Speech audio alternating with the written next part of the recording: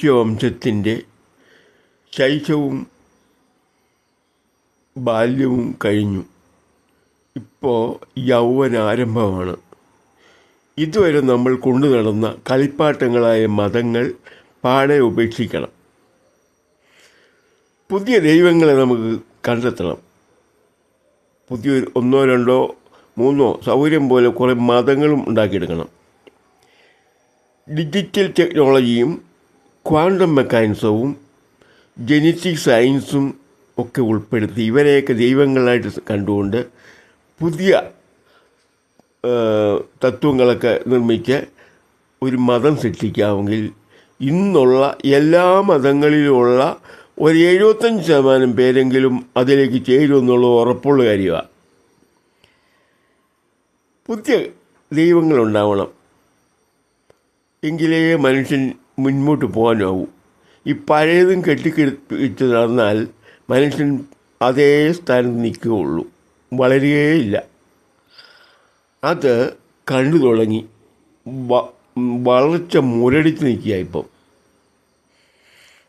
ജനസമൂഹത്തിൻ്റെ ശാസ്ത്രം മാത്രം മുന്നോട്ട് പോകുന്നു. അത് വളരെ ചുരുങ്ങിയ കുറേ ആളുകളിലൂടെ മാത്രം അത് മുന്നേറുന്നു. ജനം ഒത്തിരി പുറകിലാണ്. ലോകജനം തന്നെ ഒത്തിരി പുറകിലായിപ്പോയി. കുറേ ശാസ്ത്രം കൈകാര്യം ചെയ്യുന്ന ശാസ്ത്രജ്ഞന്മാർ മാത്രം മുന്നോട്ട് പോകുന്നു. ഇങ്ങനെ നിന്നാൽ മനുഷ്യൻ അപകടത്തിലേക്ക് പതിച്ചെന്ന് വരാം. അതുകൊണ്ട് പുതിയ ദൈവങ്ങളെ കോർത്തിണക്കി നമുക്ക് ഒന്നോ അതിലധികമോ ദൈവങ്ങളെ സൗകര്യം അനുസരിച്ച് നിർമ്മിച്ച് മുന്നോട്ട് പോകണം. ഈ കാര്യം ആലോചിക്കേണ്ട ഒരു വിഷയം തന്നെയാണ്. ഇന്നത്തെ മതങ്ങളുടെ പോക്ക് കണ്ടിട്ടാണ് തോന്നുന്നത്. പഴയ അനേകായിരം വർഷങ്ങൾക്ക് മുൻപ് മനുഷ്യൻ ശൈശവാവസ്ഥയിൽ രൂപം കൊടുത്ത മതങ്ങൾക്ക് ഇപ്പോൾ ഒരു പ്രസക്തിയുമില്ല. മനുഷ്യനെല്ലാം ഹൃദയത്തിൽ നിന്ന് ഉപേക്ഷിച്ചു കഴിഞ്ഞു. അവരുമായിട്ട് സംസാരിച്ചറിയാം. പ്രത്യേകിച്ച് യുവതലമുറയുമായിട്ട് സംസാരിച്ചാൽ ഒരു വിരസതയാണ് മതം കേൾക്കുന്നത് പോലും. അത് എല്ലാ മതത്തിലുള്ള ഒരു യുവതലമുറ അങ്ങനെയാണ്. അവർക്ക് ഇഷ്ടമേ അല്ല.